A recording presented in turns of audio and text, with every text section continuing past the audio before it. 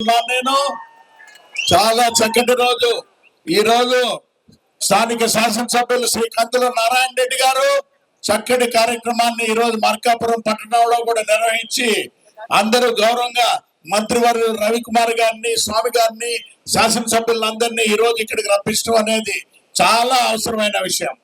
ఎందుకంటే గౌరవ ముఖ్యమంత్రి గారు ఎలక్షన్ కి ముందు వచ్చినప్పుడు కూడా వారు మార్కాపురంలో వచ్చినప్పుడు రెండు విషయాలు ప్రధానంగా వెలుగొండ ప్రాజెక్టు ఒకటి మార్కాపురం జిల్లాను కూడా చేస్తామని చెప్పడం కూడా జరిగింది.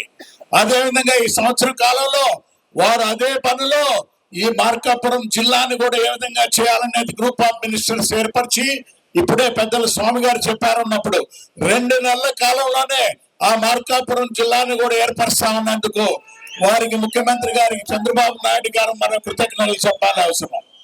అదేవిధంగా వెలుగొండ ప్రాజెక్టు విషయం అనేది గౌరవ ముఖ్యమంత్రి చంద్రబాబు నాయుడు గారు 2 రోజుల క్రితం ఢిల్లీకి వచ్చినారు.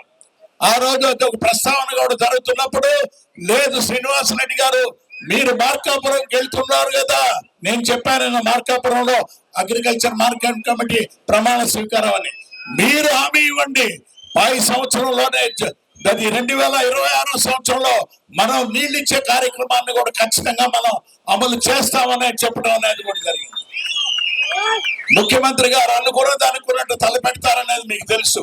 సూపర్ 6 కార్యక్రమాన్ని సంవత్సర కాలంలోనే పూర్తి చేయగలిగారని అంటే ఇచ్చిన హామీలు అనేది భారతదేశంలో ఏ రాష్ట్రంలో కూడా అది అలివి కానిదని, ఆయనకున్న శ్రమ అనేది పడేది, ఆయనకున్న శక్తి అనేది 75 సంవత్సరాల్లో కూడా ఢిల్లీకి వచ్చినప్పుడు అందరు మంత్రివర్యులను కూడా తిరిగి వారి అభ్యర్థులను అనేది రాష్ట్రానికి కావాల్సిన నిధులు తీసుకురావడం చూసాం.